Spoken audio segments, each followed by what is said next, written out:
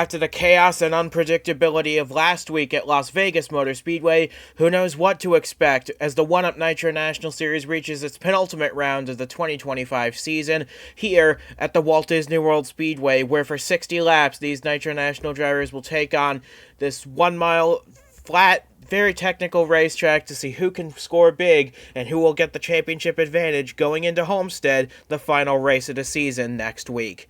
And alongside me in the booth to bring you all the action for today's race is Duke Ansack with me once more.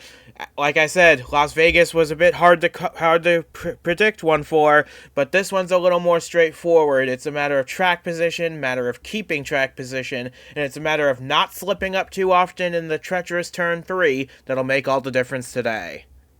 Yeah, you're absolutely right. This is a challenging racetrack. I mean, if you can imagine Pocono Raceway squished down into a short track, I mean, it is an intense little speedway that we have here in Walt Disney World. And I'll tell you what, these drivers, I don't think anything could have prepared them for last week's race, and much the same this week. It's going to be an interesting one today, but for a completely different reason. I think that a lot of these drivers, they're starting up front. If you're in the playoffs, you got to stay up there. You got to be careful, but you also have to be aggressive because the door after last week is wide open to win a championship. Anybody can get it done.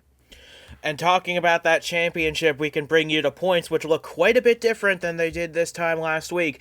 Jake McMillen, AJ Zhao, two of the championship favorites last week, are now 5th and 6th in the points, 20 plus points back after simultaneous engine failures knocked them both out of the race early out at Las Vegas. Now Eric Demax has picked up the baton. What can he do today to try and cement a championship in his rookie season and one-up competition? We haven't seen that in a very long time. But you've got the likes of Mac Johnson starting deep in the field for second in points. Could that be the crux for his championship hopes? Cameron Brennan starting in 14th. He's got some improved pace on the ovals, but a lot to prove still. But you still can't count out Zhao and McMillen from this championship fight, even if they've suffered quite a setback.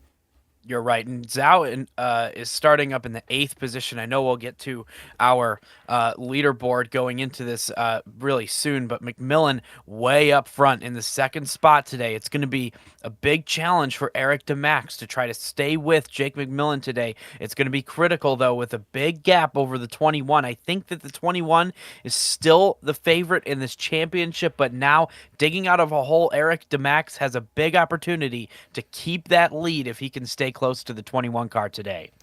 It's going to be fun to watch between those two and the rest of the championship field and everyone else in this race. We've got 42 drivers thinking they can win today. We're going to find out which one it'll be momentarily.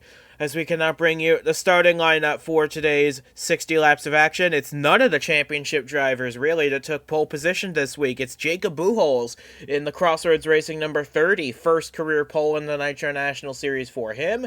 He's got McMillen alongside him. That's certainly not going to be a challenge for him to fend off, I'm sure. But Eric Demax right behind in 3rd. David Meskey, Brandon Smith, the two FPM teammates, 4th and 5th. They've yet to win this season. Cannot one of them get it done, perhaps, from back there? But you also have the likes of AJ Zhao in 8th. Jensen Noman, a last week's winner, in 9th. Alexa Luschan looking for one last victory before she retires in 10th. So many storylines to keep our eye on, but the big story's got to be the 21 versus the 16. It certainly is, and that's going to be a battle that we'll watch all day today and throughout the rest of this season, quite honestly. It's going to be that type of battle where it's going to come down probably to the final race between these two drivers and whoever else really can kind of squeeze their way in. I mean, if Braden Varga can put together a good run today, if Mac Johnson can make his way back up from 25th, he could really put some fight together and have a shot at the championship. AJ Zhao certainly not out of it either. I mean, a lot of drivers within 35 points. We've got 9 drivers within 35 points of the championship. I think that this is going to be just anybody's race, and we're going to have to really pay attention to see who is going to be in it. And this is just it's going to be so much fun to watch over the next couple of races. It's just going to be a fantastic fight. So with that being said, we have 42 drivers ready to take on the Walt Disney World Speedway. We're ready to bring you that action now. It's the 1UP Nitro National Series, penultimate round of the 2025 season, and the green flag set to get this great race underway. Stay tuned. Who knows what'll happen at the end of 60 laps today. It is Buchholz and McMillen on the front row, leading us to the green flag at the Walt Disney World Speedway. The green flag is out, and we are underway. Looks as though McMillen got a better jump off the line than the rookie Buchholz.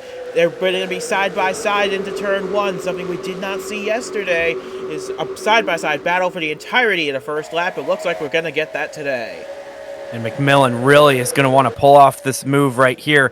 Going through turn 3, it's going to be tough on the outside lane with the 30 is sliding up. Both of them are so loose and they stay side by side. Here's turn 3 now, and Buchholz has to get out of the gas a little bit. McMillen forges ahead, and he will lead the opening lap ahead of Buchholz by half a second. That's what I was a little concerned about. The treacherous turn 3. Getting too low in turn 3 is going to cost you a lot of time. We're going to see that countless times throughout the day. But for now, Buchholz slots into second, trying to fend off David Meske, who's fought his way up to third. You're right. It's a super tight corner, that third turn on this track, and you really got to stay closer to that outside lane if you want to get through there quickly, so you can keep that throttle down. It's more of a kink, if you will, but it is very tight, and it is a significant turning point on this track.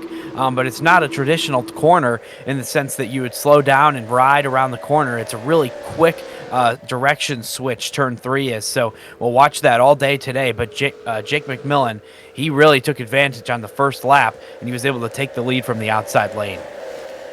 Meanwhile, further back, look at this hornet's nest we've got back here. 3 wide, several rows deep. They're trying to cram into a small space, but they all make it through clean. We haven't had an accident yet, and that's very good news to hear for all these guys, because they cannot afford an accident this early. Yeah, several blue spoilers in this big battle back there. They're trying to keep their cars clean early in this race so that they have a fighting chance come the end of this race, and that's what they're going to need if they want to stay in this championship fight. Meanwhile, we've already started lap 5. Buchholz trying to close the gap down to McMillen a little bit. He's got the fastest lap of the race for good measure, does Jacob Buchholz, and he's trying to close the gap down. It's about half a second, which isn't insurmountable here. We've seen a big gap get made up very quickly. Flashback to yesterday's finish for an example of that. But for Jacob Buchholz, he's just got to be calm. He knows that he's up against really good drivers on either side of him here. As he slides his way through turn 3, Meske pulls up right behind him to complete the 5th lap of the race. Yeah, and David Meske here, he's going into this race. He's 53 points back. He's in 10th place. He wasn't one of the drivers that really took big advantage of the situation last week. There he goes down to the inside, though, trying to make a move on the 30. Wow, that is tight. Coming up out of the corner there, side by side for the second position. And look, he's got the fastest lap of the race now by quite an impressive margin over everyone else. McMillen just put in a pretty quick lap of his own to pull out an even bigger gap. But now, and you can see at the very back of the field, the congestion back there. I would not be surprised if we see some lap traffic later on, because these guys are all backing each other up by running in such a big pack. Yeah, you're right. But to continue about David Meske, he's 53 points back. So he's got to have a really good run today to really start to see any sort of road to the championship. But really for him, he just wants to try to beat everybody that he can today, show that he's still got the speed in that car, and maybe he can move up the grid. Maybe it won't be a championship win this year for the 29 car, but he could certainly move up the grid a little bit more come the end of the season. And remember, the only win Fingai Saitomi Motorsports has this year in Nitro National Competition is a one-off that Jeffrey Fingai himself drove the victory lane at Darlington. So, so neither of the full-time cars have won this season. They came awful close a couple times, but have yet to find the key to victory lane. I'm curious if Meske or Smith can find a way this year, and if not this year, absolutely next year, when you consider that DJ Curtis is going to come up to join them from the Truck Series. You're right about that. And, right here, the 29 car really is fighting for that position really quick right now around Walt Disney World Speedway. And I think that our leader, the 21 car, he's gotten out farther than he's been all day. This is the biggest lead that we've seen. Absolutely. McMillen has pulled out a lead of almost 1.7 seconds ahead of the battle between Buchholz and David Meske. And of course, as we race here at Walt Disney World, the happiest place on earth, we have to pause, of course, and remember Tyler Resendez. We lost him at Talladega. We had a lap 11 of quiet for him at Las Vegas. We continue to do so now.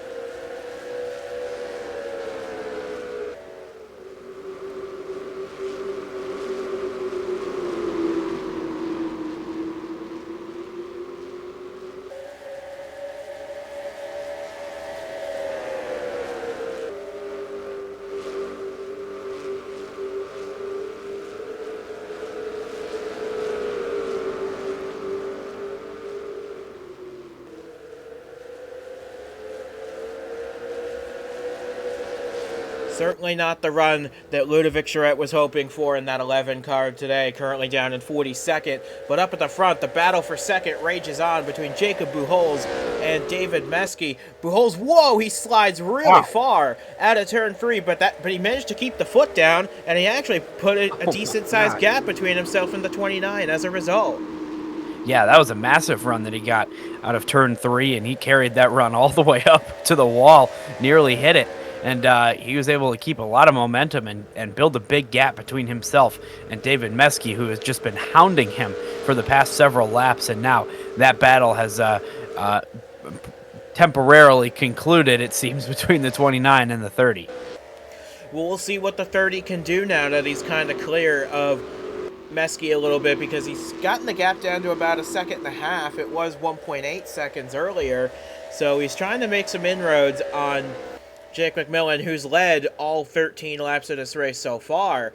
But up at the front, McMillen just enjoying a nice steady cruise out in front right now, because he's got... Whoa, Meske dives one down to the inside. Almost caught him in a bad spot, but Buchholz holds on for now. And the 29 is significantly faster than the 30 car in this race. He hasn't been able to find a way around so far, but he keeps sending it down off into the inside, and there he goes again, trying to make this move on Buchholz, and there he goes, side by side now through turn 2. What's he going to do in turn 3? I don't think he'll need to. He's going to be clear. Well, he might be clear, but he might have to take the tight line through turn 3, and that allows Buchholz to sweep right past once again. So you need to really be able to clear the car ahead of you before you get to turn 3 to really make that move stick. And meanwhile, waiting in the wings, Eric Demax continues to have a strong performance. Yeah, he had an opportunity there to really get in front of the 30. He almost decided to go up the track. He decided to play it safe, though, play nice with the 30 car, and he stayed low, but then he got cut off because of it. You just get squeezed down on that inside lane with no room Here he to comes. race. He's got on a good corner run exit. here going into the corner, but he has nowhere to go, and he has to sweep high to avoid contact. But meanwhile, Buchholz's teammate, Alexa Luschan's quietly making her way up through the field up to 6th place already. And further back, Langley, Zhao, and Varga running their own little pack. Yeah, and this battle now, I mean, it's Eric Demax is involved. The 92 of Brandon Smith is involved. The 30 car is kind of a stopgap for all three of these drivers right now, and it's led by the 29 who turned him. Buchholz around, Meske around. That is going to put the caution out for the first time today on lap number 18 for a crash involving the 2nd and 3rd place cars. And the question is going to become, how far back are they going to cycle in the pack as a result of this? Oh, man, what a disaster. The 29 was just sick and tired of that 30 car being stuck in front of him, and he was feeling the pressure from behind with Demax and Brandon Smith closing in, and he knew he had to get by. But then as soon as he made contact, that 30 car was on edge, slid up the track, and took them both all the way up into the wall. Wow, what a disaster for both those drivers. Oh my goodness. And what that does is it erases Jake McMillen's 4-second lead he had built over Eric Demax now. Buchholz slips all the way back to the 9th position as a result of that spin. David Meske even further back down to about 15th. as a result of his contact. So the field bunches up behind the safety car. We're under our first caution of the day. I'm very curious what this is going to look like on the replays. Yeah, that was just going into the corner there. I think that it was just a lot of built up tension, because of that battle being so intense, and it all just unfolded right there in that first corner, and it really was not pretty. And we'll get you a look at what happens to Pujols and Meskey to put us under this first caution in just a short while. Stay tuned for those. We're looking at it now coming through turn 3. I don't think either of them really Pujols might have slowed up a little for turn 3. That gave Meskey a huge run to the outside. He tried to take it, but Pujols already saw him coming. Yeah, they just got into the corner there. The 30 had to let off the gas. He was running a bit more of a shallow line than the 29 was, and he went into the corner there, and it was just too fast, too quickly, and the 29 spun him around. Going for the same piece of real estate on the track, and ultimately they collide and sends the 30 down to the tail end of the top 10 and the 29 out of it altogether. So one more look at this, and we're looking at it with David Meskey here. He cooked it into turn 1 really hard. I think more than the 30 was anticipating there. Yeah, and the 30, to be completely fair, got off the gas a little bit more, I think, than the 29 was expecting. So it was a little bit of both of them certainly could have had a better corner entry, but with the battle and the intensity of that racing that was going on, I think that it's totally reasonable that the 29 sent it down in there, trying to get a big run to get to the outside. That's where you need to be to make that pass. And then for the 30, just trying to defend that position on a shallow line on entry, I think it's reasonable to let off a little early, but both of them collided, and man, they went straight up into the wall. But what that does do now, in addition to erasing McMillen's lead, look who it's put right on his back bumper, Eric Demax in the 16. He won at Denver a couple weeks ago to put himself in this position, and with McMillen's engine failure last week, Demax now leads the championship, and as they run right now, Demax would still be leading the championship over McMillen by a decent margin. It's true, yeah, the 16 being right behind the 21. That's pretty much exactly what he needs to do for the rest of this season. For Eric Demax, he needs to keep that 21 car within sight, either just close ahead of him or behind him at any place. I mean, that's how he's going to keep the lead. That's how he's going to be able to win this championship. And right now, he's doing exactly what he needs to do. He's keeping his car clean. He's put himself in the second position. So Jake McMillen is out there leading this race right now. But Demax, he is right there on his tail. And that's going to be exactly the right circumstance for the 16 car. So I'll watch him to be not very aggressive on this start. He doesn't need to pass the 21 right now, but he does need to stay up front. So that's going to be how it all plays out after this. And we really don't know what the speed of that car looks like. We know how fast the 30 was. He was kind of the stopgap a little bit for a lot of cars that were going all the same speed as him, but now we'll get to find out how fast that 16 truly is. And the lights are out on the safety car. We'll have one more lap here under yellow, and then we'll go back racing on lap 23. With Jake McMillen out in the lead of this race. He's led every lap so far, but now he's got some new challengers behind him. Brandon Smith in third behind Eric Demax. Alexa Luschan in fourth. Andrew Langley, his own teammate, in fifth position. That 20 has been on an absolute tear during this postseason. He picked up 2 wins off the bat, and aside from an issue at Denver where he finished at the back, I think he's had top 10s at every playoff race this season. Yeah, really good run from the 20 car. He's solid in the standings right now. Obviously not in the playoff, but he's moving up the ranks, and I think that he's got an opportunity to be one of the best of the rest in that kind of fight, that in that top 20 in points. Well, we're about to find out because the pace car is pulled off. It leaves us in the hands of Jake McMillen, leading us to the restart for the first time today. We're back underway once again. Demax seems to have stayed with him in the opening jump of the launch, but Luschan dives down the inside of Brendan Smith for third right off the bat. Yeah, and that's going to be a battle right now. It's going to allow the top two to get away a little bit. Braden Varga has gained a spot behind them. Varga is only 14 points behind Demax. So all of these drivers really looking to capitalize to try to get ahead of that 16 car while they are close together on this restart. Ooh, And there we have a goes the check up. 16.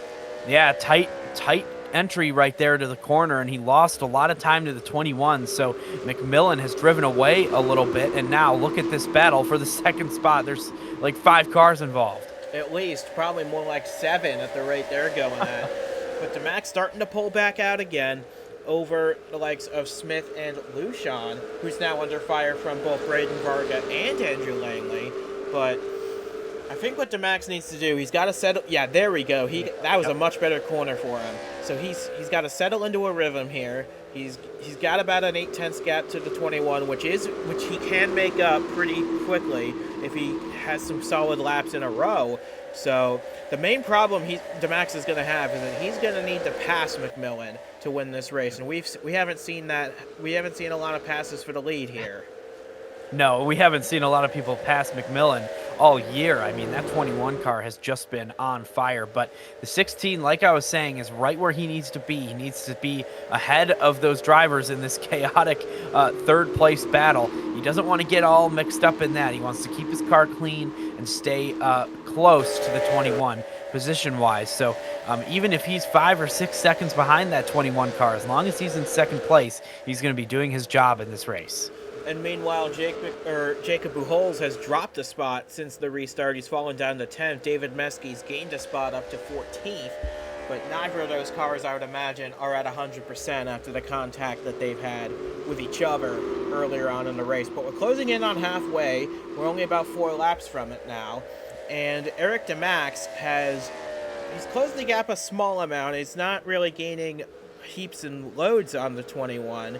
But he's keeping him in sight, and if the 21 ever starts to catch any lap traffic, for example, that could really turn the tides. Oh, yeah, it would turn this race completely upside down to see some lap traffic. We have seen how difficult it is to pass here, exemplified by our caution that we had, battling for the second spot. The 30 car was just not as fast as the 29, yet still they ended up colliding due to that repeated attempts to make passes. So if we do catch lap traffic with the top cars here, I do not think that it is going to be easy for any of these drivers. It's going to be up to who manages the traffic the best, who is possibly going to get the win today, and it could be any of them. Meanwhile, Demax had another rough turn 3. He's fallen to about 1.5 seconds off the lead, and now he's got Brandon Smith right on his tail, and behind him a battle for the fourth position, between Varga and Lucian. Remember, Lucian in the penultimate race of her career in one-up competition. She wants a win pretty bad before it's all over. Yeah, it's true. And this battle is pretty good. It's pretty entertaining right now for the second and third spots. Demax keeps getting about a second ahead of everybody. He'll pull away with a really good corner. But then, man, when he misses that corner, he really misses it. And it's tough for everybody to really stay far behind him because he is just, sometimes he'll miss it bad and lose a lot of time to them. It's allowing the 21 to get pretty far away. Yeah, it's just a matter of consistency. You gotta find the line that works for you, because he did gain a 10th on McMillen, which is good news. Meanwhile, Varga's fallen quite a ways off Lucian's tail. Now he's fallen into this pack of about 5 cars that are all battling for the 5th position behind.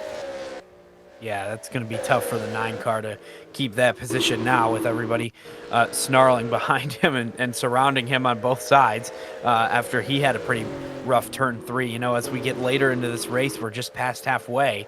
It's going to be tougher and tougher to get through that corner just as everybody is starting to experience some fatigue and they're starting to have those tires wear away just a bit. So, that third corner, it's going to be tough in this one. And you can see the 21 must have missed it a couple times because the 16 has gained on the leader.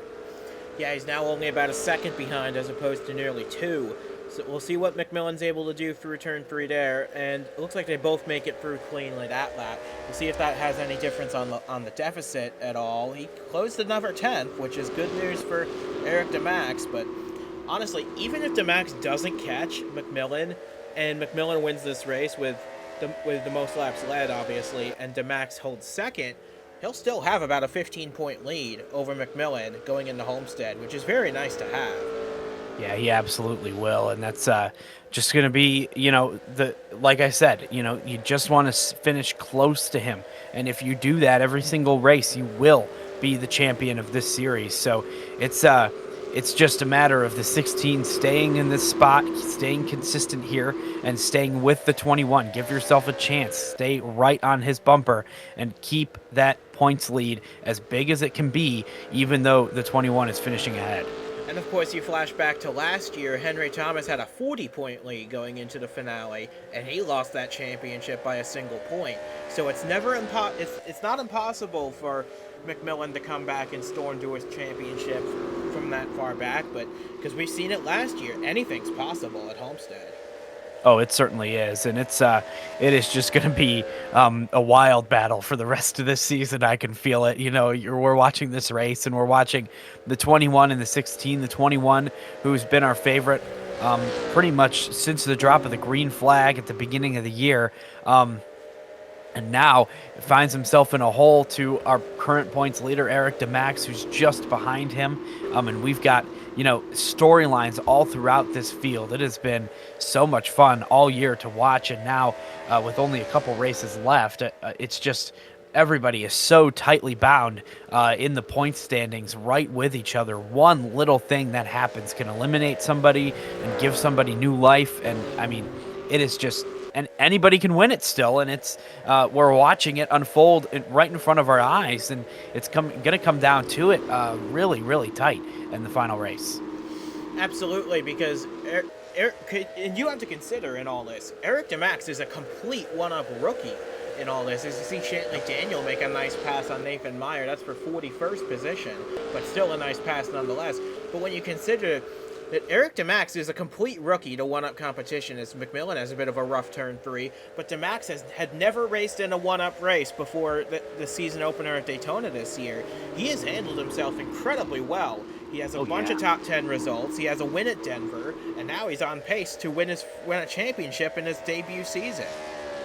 Yeah, it's been absolutely stellar. And, we'll always circle last week's race, regardless of what happens, as being a massive turning point in this playoff. But it is just a situation where that you capitalize on the circumstances in which you are handed. And the 16 car of Eric Demax, he was right there. He was up front when everybody had their issues, and that was extremely important for him to stay in that race, keep a good finish, and now capitalize on that opportunity that you've been given at the front of the field, at the front of the point standings, and then just make it happen. Go out there and win the championship. You got the opportunity, and now you can't throw it away, and he is performing exactly in the way that he needs to make that happen. Meanwhile, further back, the battle for third rages on between Brandon Smith and Alexa Lujan. Brandon Smith, we know he's coming back to FPM next season with Bass Pro Shops in this 92 car. I was really hoping that him or David Meske would get a win this season, which they still can at either here or at Homestead, but odds are they're probably going to have to wait till next year. I think next year is going to be a big year for Fingai Saitomi Motorsports. They got Smith and Meske coming back for another year. They've got DJ Curtis coming up in a third car. That is going to be really fun to watch because Curtis is on the verge of back-to-back truck championships. So that is going to be really fun to watch to see how those three get to competing with each other.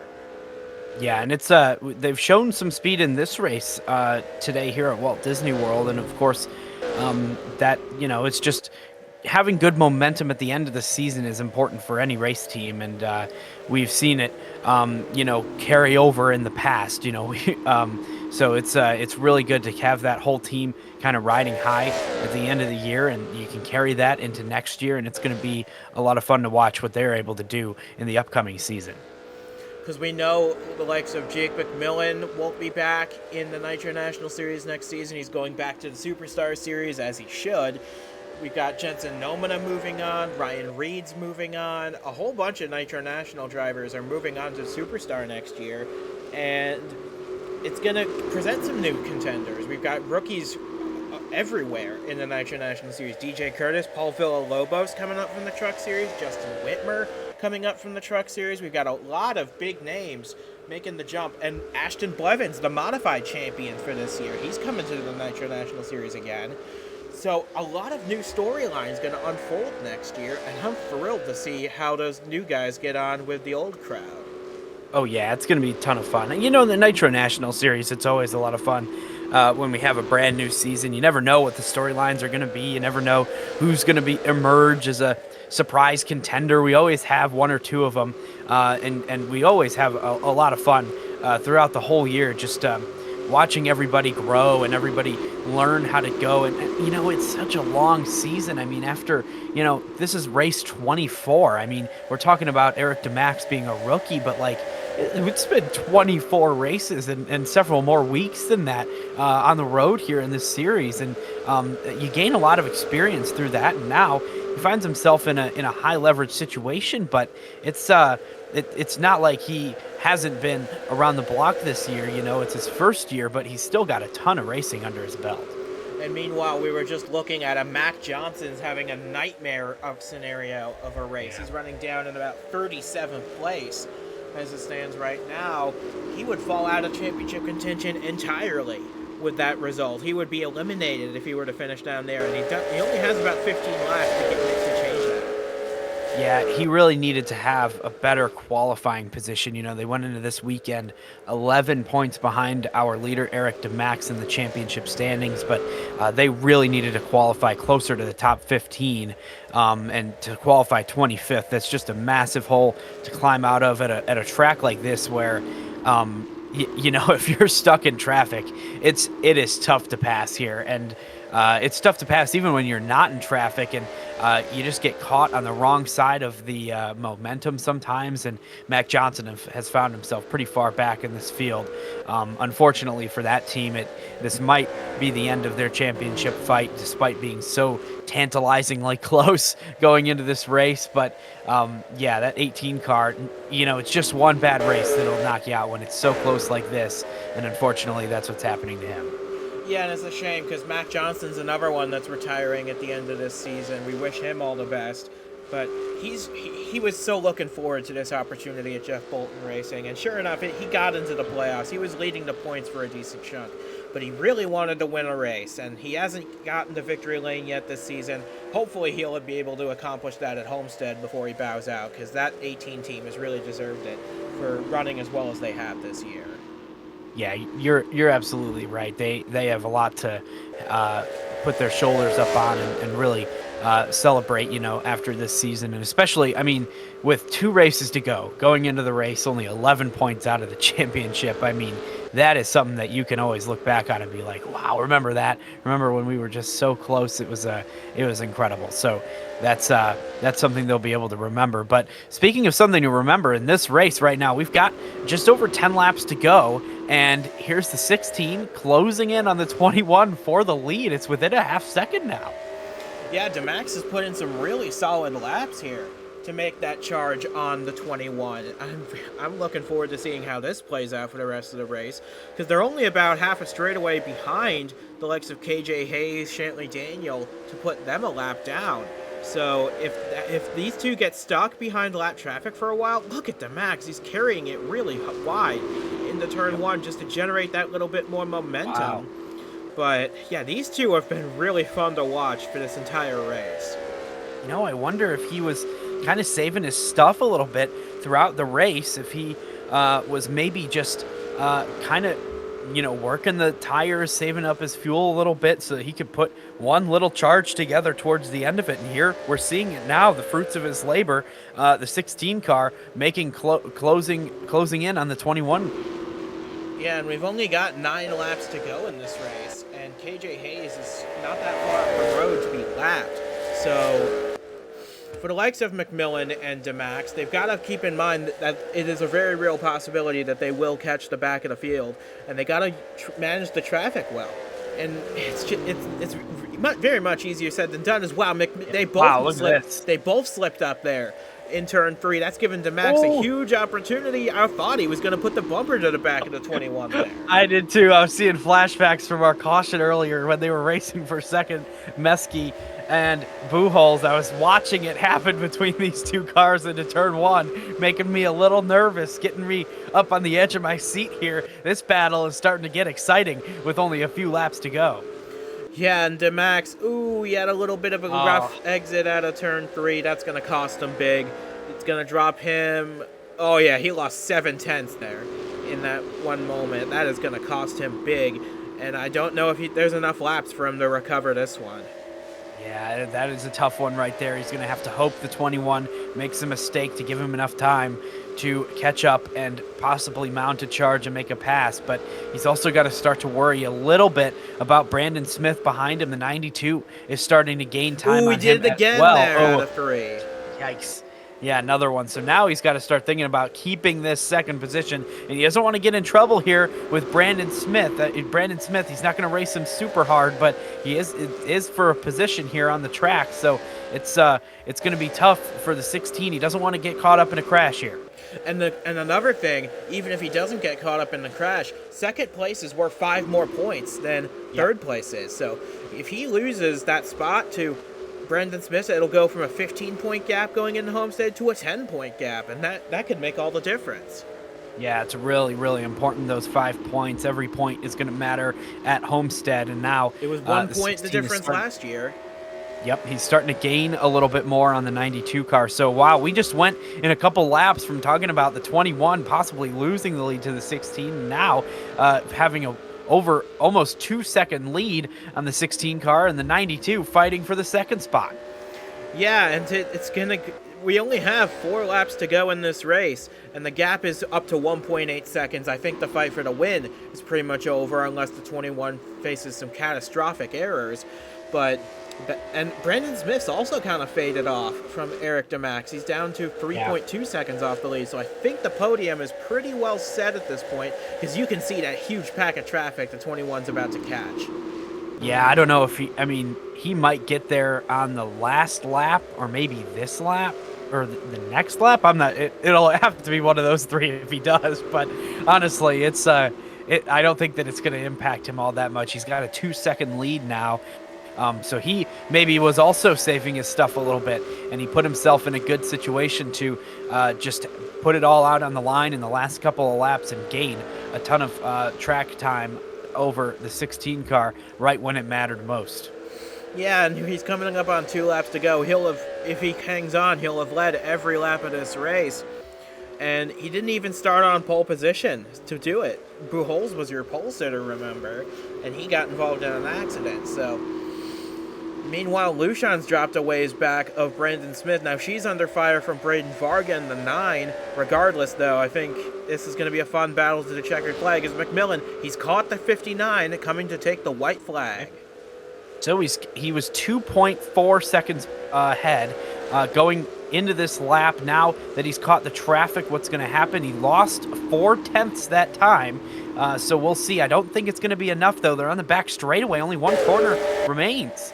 Down the back straightaway going into the short chute, Jake McMillen, 2 wins already this season. He was on the back foot after an engine failure at the worst possible time at Las Vegas. He's made up for it now, because through turn 3 for the final time, he's going to get his 3rd win of the year. Jake McMillen is very much back in the title fight now with a win at Walt Disney World.